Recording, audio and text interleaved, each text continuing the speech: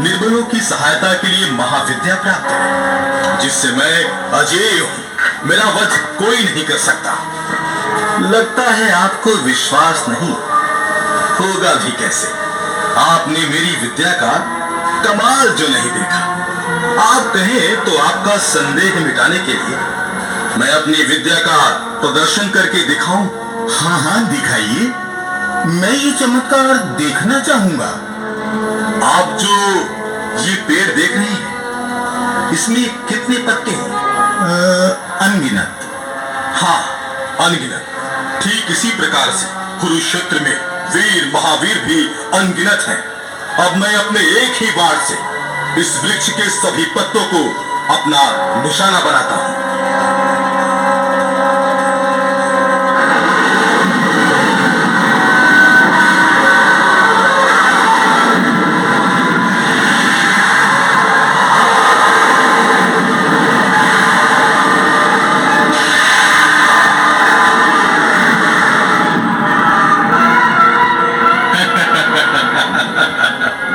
ब्राह्मण देवता, अब तो आपको विश्वास हो गया ना कि मैं अपने एक ही बाण से विरोधी सेना के सारे योद्धाओं को पल भर में ही समाप्त कर सकता हूं। परंतु ये क्या विप्रवर, आप मेरी विद्या का प्रदर्शन देखकर चिंता में पड़ गए?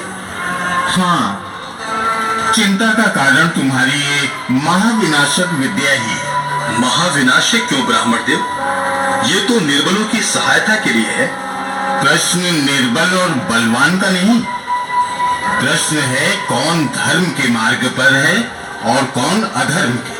हे ब्राह्मण देवता, आपकी ये गूढ़ और गहन बातें मेरी समझ से परे है। मुझे तो बस दादी हिडिंबा ने यही सिखाया था कि तुम अपनी इस विद्या का प्रयोग निर्बलों की सहायता के लिए करना, चाहे वो अत्याचारी, अन्यायी या अधर्मी हो।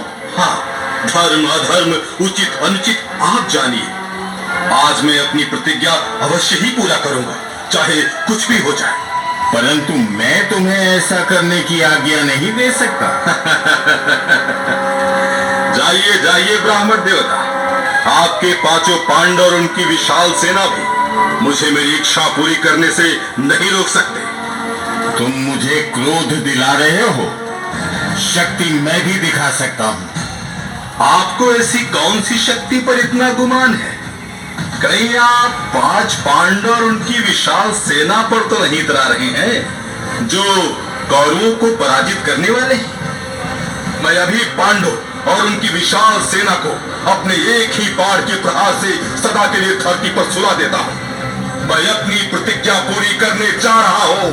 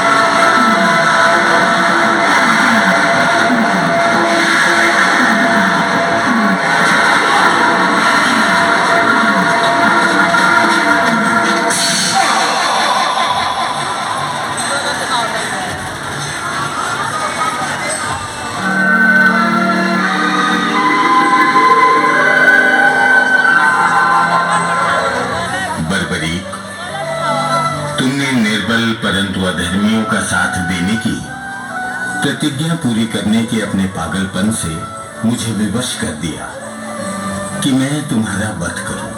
हे वासुदेव, मेरा वध करके आपने अच्छा ही किया। मोक्ष पाने के लिए यही तो मेरी इच्छा थी। ब्राह्मण के वेश में मैंने तो आपको पहले ही पहचान लिया था और अपनी शक्ति का प्रदर्शन भी इसीलिए किया था ताकि आपके हाथों मेरा वध हो सके। जानते हैं प्रभु, मेरी वो आकांक्षा जो बचपन से मेरे मन में थी। जानता हूं, तुम्हारी दादी हिडिंबा ने तुम्हें बताया था कि मोक्ष पाने का सीधा और सहज रास्ता यही है कि तुम मेरे हाथों अपने प्राण त्याग दो। धन्य है प्रभु, आप अंतर्यामी हैं। ये मेरी मूर्खता ही थी जो मैंने आपको अंधेरे में रखकर मोक्ष प्राप्त करना चाहा। बर्बरी, तुमने कठिन तप से जो अस्त्र प्राप्त किए थे मुझसे युद्ध करने के लिए, तुम्हारी उसी तपस्या ने तुम्हें मोक्ष पाने के योग्य बना दिया। बर्बरी, विधि ने तुम्हारे मोक्ष का यही समय निर्धारित किया था। तो फिर आपके हाथों प्राण त्याग कर मुझे मुक्ति तो मिल गई ना प्रभु। हाँ वत्स बर्बरी, तुम्हारा ये त्याग और बलिदान व्यर्थ नहीं जाएगा।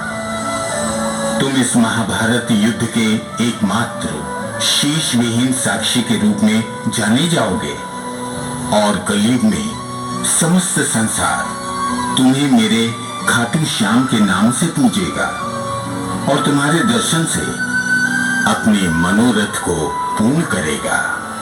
तथास्तु।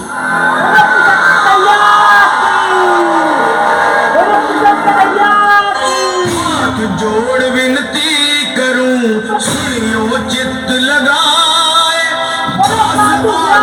शरण में रखियो इसकी लाज। धन्य ढूंढारो देश है खाटू नगर सुजान, अनुपम जब श्री श्याम की दर्शन से कल्याण।